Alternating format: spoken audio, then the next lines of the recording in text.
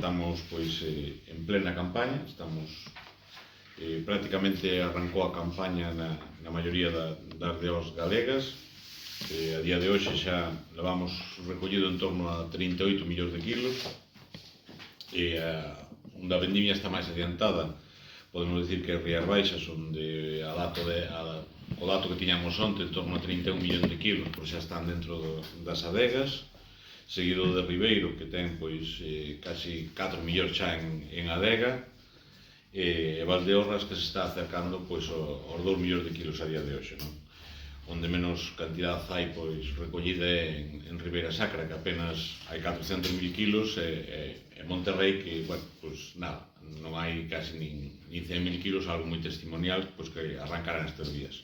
O que sí que é claro que unha vez que pasen estes 2 días ou 3 que temos de chuvia, que estaba dando chuvia estes días, de cara a este fin de semana, pois sí que se generalizará xa en toda Galicia e arrancarán pois prácticamente de quitar o Ribeira Sacra, que esperará comenzar a súa vendimia de cara ao fin de semana seguinte, o día 20 ou así. O resto das deos pois estarán todas en vendimia, incluso pois con algunha como Albariño, que estará prácticamente rematado a mediados da semana que ven. É unha campaña onde nós xa viñamos anunciando que iba a ser unha campaña pois seguramente convulsa, en moitas denominacións galegas, non? Temos un par de denominacións como é Valdeorras e Monterrei, onde a situación pois está tranquila, onde realmente o que máis producen é Godello, unha uva que, como todos conocedes, pois últimamente se puxo moi de fama e ten pois un bo precio e ten moita demanda, por o cual está moi buscada e se paga a bons precios. Podemos falar de que en Valdeorras falamos de godellos en torno aos 2,50, menos de 2,50 é moi difícil comprar godello, e en Monterrei pois está en torno aos 2 euros, e está buscada, é un produto que está buscado porque ten moita demanda no mercado, o viño, o godello, e entón a día de hoxe está moi buscada, está saindo. Despois temos as outras 3 deos galegas, Ribeiro, Ribeira Sacra e Rías Baixas, onde sí que xa temos problemas. Viñamos anunciando, tiñamos coñecemento en Ribeira Sacra, xa o ano pasado tuvemos un problema bastante importante, onde máis de 350 viticultores quedaron sin recoller uva, e este ano vamos por o mesmo camiño, non? Vamos por un camiño de que non vai haber moita máis recollida de uva. A sensación que temos, e o que nos están transmitindo os viticultores, é que non hai unha demanda de uva tinta, que os viticultores que o ano pasado tuveron que mal vender a súa uva ou meterlo nas súas propias adegas, pois están facendo a mesma operación, porque ninguna bodega se está dirixindo a eles para comprar máis uva. Entonces vemos que o moito cambia daqui ao día 20 que empeza a vendimia, pero se non nos vamos a encontrar con moita xente que o ano pasado non entregou uva, que este ano non vai ter tampouco a quen entregar. Por o cual estamos abocando a moita xente, estámoslle pois estáse dicindo que abandone, porque un ano podes aguantar, pero 2 anos é moi complicado aguantar sin vender uva e sin ter ingresos, evidentemente, porque podías cobrar dunha pequena axuda ou calquera cousa, non che dá para vivir. Por o cual pedimos unha reflexión e un traballo nesa zona que sigue sin se facer para que teña futuro, unha zona que necesita os seus viticultores, que é unha zona que turísticamente é do que vive, do turismo e da viticultura. Non existe turismo na Ribeira Sacra sin viticultores, iso é así de claro.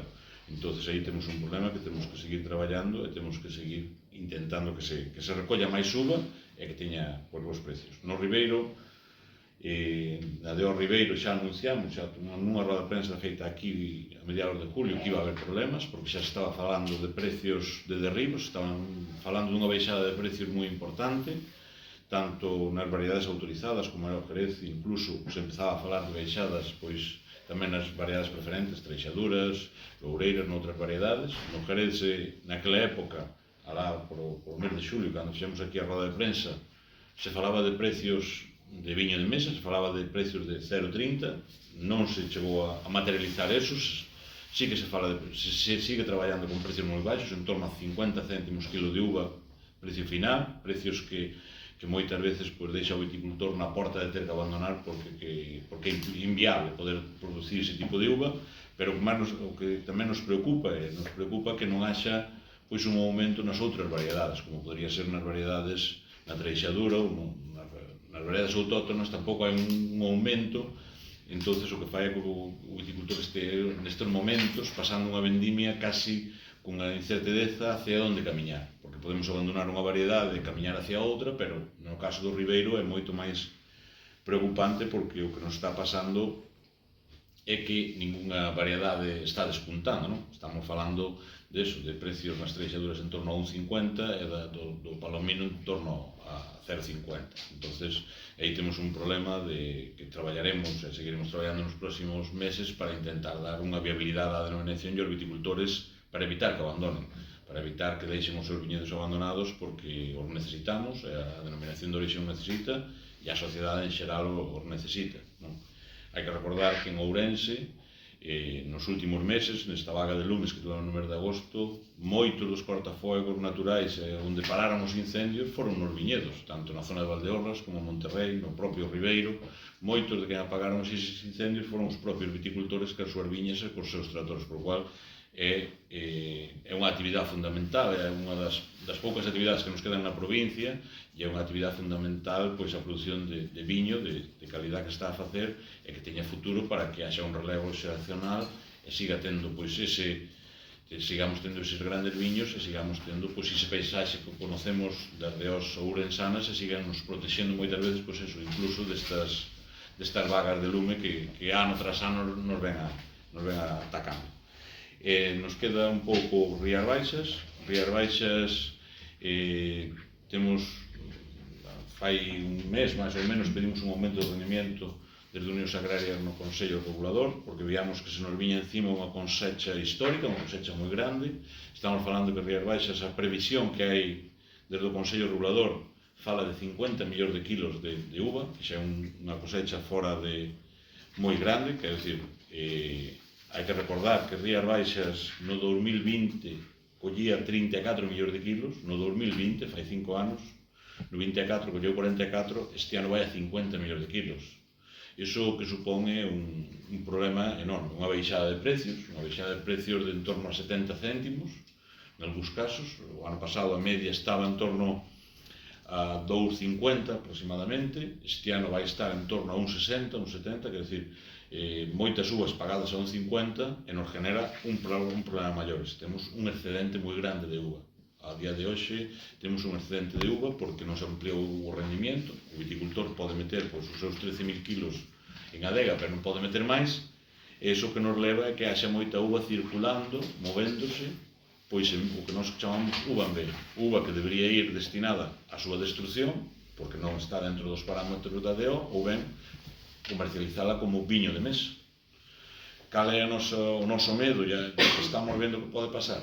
Esa uva se está ofertando a día de hoxe por as adegas entre 30 e 40 céntimos e temos o medo, e temos a preocupación, e temos, pois estamos nunha situación de que esa uva acabe entrando nalgúnha bodega ou nalgúnas bodegas como viña do DO a nombre de outra persona, noutra tarxeta. Entón estaría entrando uva albariño de boa calidade, pero a 30 céntimos, o que levaría unha situación moi complexa, porque empezarían a baixar os viños, empezaría a baixar pois un pouco pois ese estándar que tiñamos, e uns precios de viños en lineal e en hostelería, pois un precio bo, e iso generaba un bo precio no viticultor. Se baixa o viño, vai generar unha baixada do precio para moito tempo no viticultor. É preocupante porque o crecemento de Rías Baixas nos últimos anos foi totalmente desmesurado. Naide se parou a pensar que podíamos chegar a este punto. Todo eran flores e todo era vender e salir hacia adiante. Nos creemos que podíamos vender todo. Estamos nunha situación que o consumo do viño, non só o tinto que leva anos baixando, tamén está baixando o consumo do blanco. O viño non é un produto de primeira necesidade. A economía das familias está como está, a ama de casa, o que vai a comprar, primeiro ten que comprar para comer e despois compra o viño. Os viños tamén ten uns precios moitas veces que non damos chegado a eles, e sobre todo en hostelería, todos coñecemos os precios de 3 euros copa de viño, que moitas veces o que nos fai é levar a que se perda esa costumbre de tomar viños, entonces se perde o consumo, e baixa o consumo, as bodegas ten máis viño e baixan o precio da uva, entonces ao final é unha cadena. E non podemos permitir porque en Galicia é moi costoso producir viño. Galicia é costoso manter un viñedo, e en Galicia é moi costoso comprar terra para producir viño. Entonces, ao final, os viticultores ten uns gastos e ten que ter esos gastos cobertos e ten que ter un beneficio, porque senón naide traballa para quentar o corpo, por decirlo de unha maneira. A final de ano, despois de traballar un ano inteiro, despois de ter que sacar adiante unha colleita, pois que che baixen o precio á última hora, que pois é unha cousa que moita xente lle plantea, se plantea moi en serio se pode seguir no sector ou ten que abandonar. Por iso pedimos unha reflexión a todo o mundo para traballar en futuro, traballar de cara aos anos vindeiros, pero sobre todo tamén pedimos que os consellos reguladores, todos os consellos reguladores, se poñan as pilas, que eviten que nos entren uvas que non ten que entrar, que nos entren uvas de outras DOs, ou que nos entren uvas que tiñan que ir a viño de mesa ou tiñan que ser tiradas, hai viticultores que se están tirando, que esas uvas entren como DO, porque o que van facer é baixar o precio do viño, que os consellos supoñas, e sobre todo tamén a Consellería do Medio Rural, tamén ten competencias en control, e iso o que ten que facer é por os inspectores a controlar de que non se produza fraude. E o fraude sería un fraude meter uvas de calidade dunha denominación de origen a 30-40 céntimos, porque vamos a distorsionar moito os precios do mercado. Quería empezar casi onde remataba e facer un par de reflexións con vos. A primeira é con respecto ao abandono. Unha baixada de precios en algunhas zonas como a Ribeira Sacra, incluso Rías Baixas, que xa non é ajena aos problemas que está vendo de precios, e no Ribeiro vai a significar novo abandono. Hai ben poucos días tíamos todos moi claro e apelábamos á sensibilidade das administracións, dos que operan, dos operadores de mercado, chámense adegas, chámense empresas que transforman, para racionalizar un proceso e ser sensibles e evitar o que está sucedendo en outros sectores. En leite se chama a atención poderosamente que os primeiros que din que hai que buscar precios dignos son as industrias, cando levamos anos dicindo que non suceda o mismo no viño. O acabamos de ver.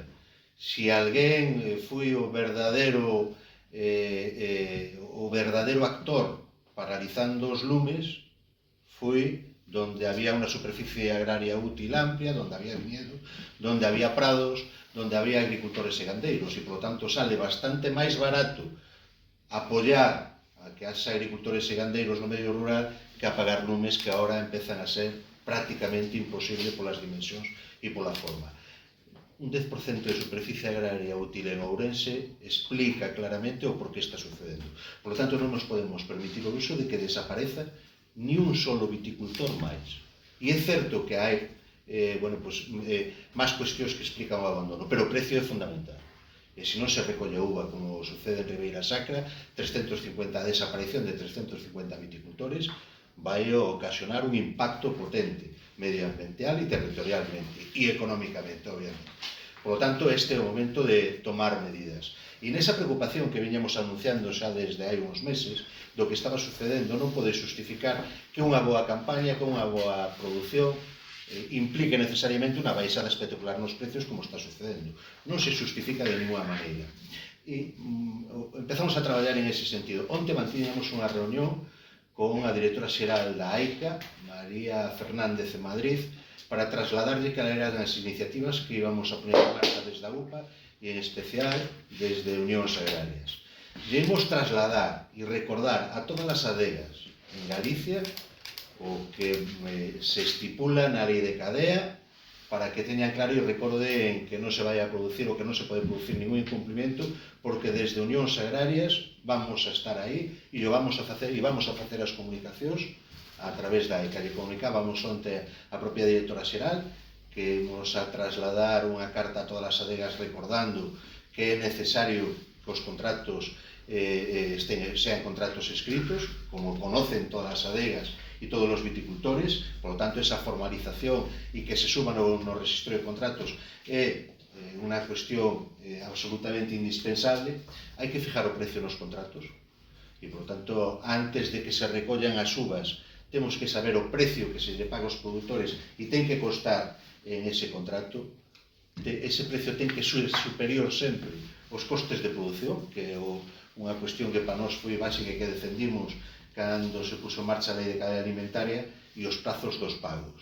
Se o precio é fijo, hai un prazo de un mes para pagar a uva. Solo cando hai condicionantes de calidade hai que esperar a validación e a partir de aí hai o prazo de un mes para facer ese pago. E, polo tanto, imos a controlar, como xa estivemos facendo e fostes testigos, que todos os operadores que están funcionando na viticultura cumplan con esa lei que todos teñen que cobrar un precio superior ao coste que asumiron no pago. E o fixemos hai ben pouco tempo unha cadea de distribución que puxo en marcha precisamente Albariño a un precio ou coste que entendíamos que estaba ou que non estaba cubrindo os costes efectivos que tiñamos inmediatamente anteriores. E trasladamos eso, e trasladamos a situación que estaban sucedendo fundamentalmente en tres denominacións: Rías Baixas, en Ribeira Sacra e no Ribeiro. Lle pedimos que activaran as inspeccións, e isto acaba de decir Carlos e eu quero subrayar. A mí me parece ás veces difícil de explicar que haxa todos os recursos posibles para inspeccionar a un viticultor, e estamos totalmente de acordo que se produce un incumplimiento, somos os primeiros en reprobar e en pedir que esas inspeccións vayan adiante, con drons e con todo o material necesario para facer esas inspeccións, e que non haxa capacidade de inspeccionar as bodegas, e, polo tanto, novamente o que temos en riba da mesa, que somos fortes cos débiles, pero débiles cos fortes. E, polo tanto, que hai que activar ese mecanismos para evitar que os excedentes que está vendo e que denunciamos no seu día e que lle trasladamos ao propio Consello e que dixemos que esta situación se iba a dar, acaben distorsionando o mercado. Por lo tanto, queremos de verdad que haxa unha inspección rigurosa. E, sobre todo, que queremos ter constancia dos costes de produción. Saber exactamente os costes de produción en cada DO. A competencia é Xunta de Galicia. En viño, as 5 denominacións, para saber os costes, como fai en Castilla-La Mancha, é dicir, se publican os costes de produción e todo o mundo ten conocimiento e ten constancia de que, efectivamente, porque debaixo dese precio, pois non se pode pagar a uva, e, por lo tanto, xa temos unha barrera infranqueable para non pagar. E o que decimos é que a propia AICA, e onte nos comprometimos en Madrid a darlle traslado á Dirección Xeral da PAC e da Agencia de Información Alimentaria de Galicia, a Dirección Xeral, de todas estas cuestións para que activen todos os mecanismos e eviten que suceda isto. Lle queremos pedir á Xunta de Galicia que de alguna forma non só se fagan as inspeccións e se fagan por as denuncias que imos a presentar, porque o momento de facer as reunións ca AICA son agora.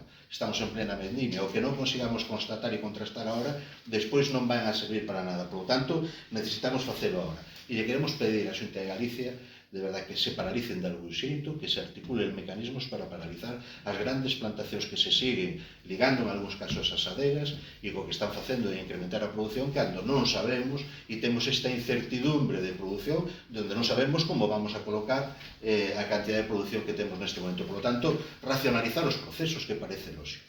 E despois temos que ligar as axudas ás adegas, lóxicamente aquelas que compran uva os viticultores. É dicir, o que non parece normal, incluso que haxa subvencións, que haxa a través de distintos organismos financiamiento de compra de uva, cando esa uva producen as propias adegas. É certo que a través de outras sociedades, pero é certo tamén que non parece lógico que subvencione a unha adega a súa propia compra de uva. Por lo tanto, hai que articular mecanismos para evitar ese tipo de comportamentos. En definitiva, as cartas a partir da semana que ven a todas as adegas comunicando o acordo que onte o que lle trasladamos onte a directora da AICA, esas inspeccións que estábamos solicitando e, sobre todo, dar traslado dos comportamentos que non se comprenden dentro ou que están en contra da propia lei de cadena, vai a ser unha constante en esta campaña, e, desde logo, vamos a poñer todos os instrumentos posibles desde a organización para evitar eso.